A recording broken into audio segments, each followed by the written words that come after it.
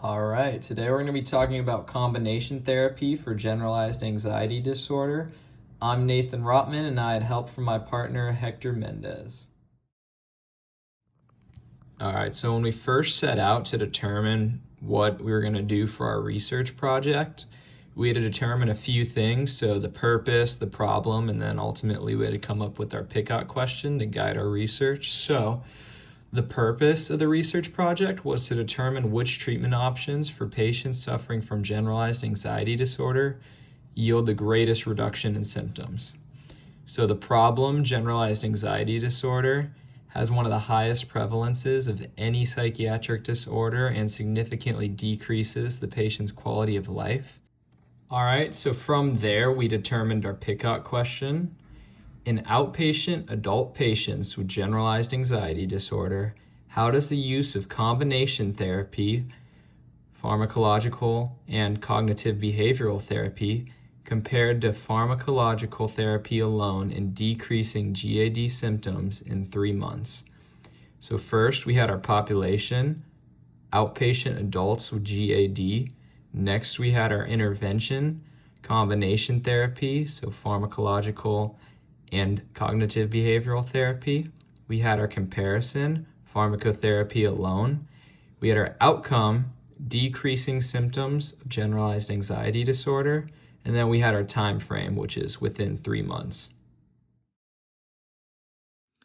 For our conceptual framework, we use the Johns Hopkins evidence-based practice model because it fits really well with how nurses make clinical decisions in real practice.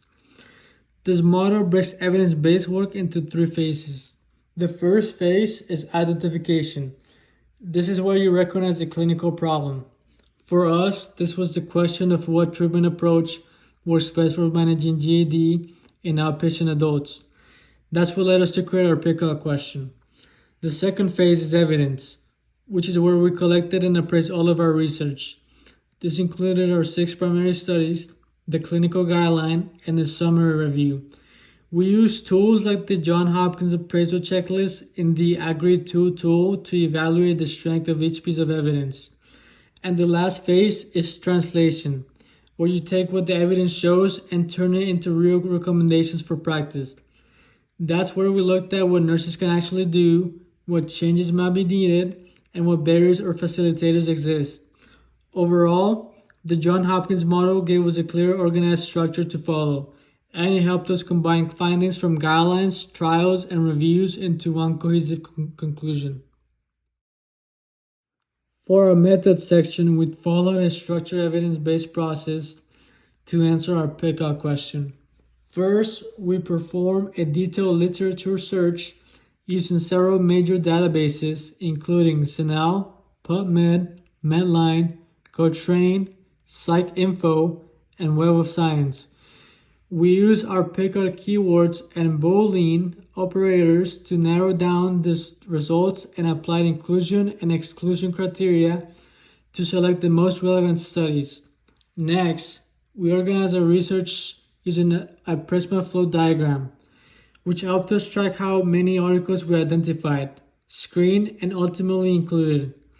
Out of 136 initial articles, we ended up with 4 primary research studies that met all criteria. We also appraised a clinical guideline using the AGREE-2 tool and evaluated a systematic review using established appraisal criteria. Altogether, this gave us 6 strong pieces of evidence to work with, 1 guideline, 1 meta-analysis, and 4 primary studies. Finally, we synthesized all of the evidence to determine what the research consistently showed about treating GAD and how these findings translate into recommendations for nursing practice. For our evidence, we included 6 key sources. We used 2 level 1 sources, a meta-analysis by Carpenter et al., which showed strong evidence effectiveness of CBT for anxiety disorders, and the NICE clinical guideline, which recommends both CBT and medication in treating GAD. We also had 2 level 3 quasi-experimental studies, one by Kavi and one by Stephenson, both showing that combination therapy leads to better symptoms improvement, than using either treatment alone.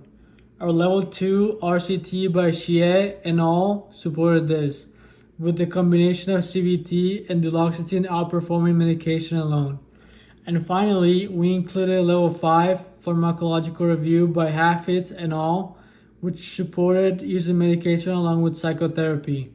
Overall, every source pointed towards combination therapy being more effective than medication alone. All right, so now we'll go over our research findings. So the overarching finding is that combination therapy of cognitive behavioral therapy and pharmacotherapy was more effective than pharmacotherapy alone. So patients who received CBT in addition to pharmacotherapy showed 57% reductions in their symptoms at just 4 weeks. Those that did not attend CBT saw less than half this, so much more effective there. So also, patients who received combination therapy as opposed to CBT or pharmacotherapy alone saw the greatest reductions in their anxiety symptoms at the end of the 3-month follow-up period. So that's another study showing that. Finally, we have, combination therapy and pharmacotherapy individually yielded significant reductions. So they are good, but ultimately the greatest reductions came from the patients who are receiving both. So again, supporting the significance of combination therapy. All right, so some more research findings that we discovered when we were conducting our research. Cognitive behavioral therapy showed a pronounced effectiveness over placebo in the treatment of anxiety disorders. Also, when pharmacological therapy failed to achieve significant results, the combination therapy showed to be much more effective. So we also looked at the NICE clinical practice guidelines, which are highly credible as per their peer reviews. So they also advised that psychological intervention, when medications alone only provided partial relief, was highly effective. So that kind of goes with our last point. And then finally, these guidelines did support the use of interventions like CBT in the treatment of GAD. All right, so ultimately the evidence did end up supporting our intervention of combination therapy, and it showed that it can seriously help out patients suffering from GAD. So with that said, we could derive a couple of nursing implications. So nurses should familiarize themselves with the GAD-7 and other screening tools to assess for the presence of anxiety disorders in their patients. Nurses should recommend cognitive behavioral therapy to patients in addition to pharmacotherapy for further symptom reduction. And nurses should raise awareness on and advocate for the use of combination therapy as the primary treatment regimen for generalized anxiety disorder because of its pronounced effectiveness. All right, so while conducting our research, we discovered some facilitators. So these were formats like telehealth services and eCBT, also collaborations between multidisciplinary services. And then some barriers, so patient resource, so socioeconomic status, what insurance do they have, can they afford or make it to visits?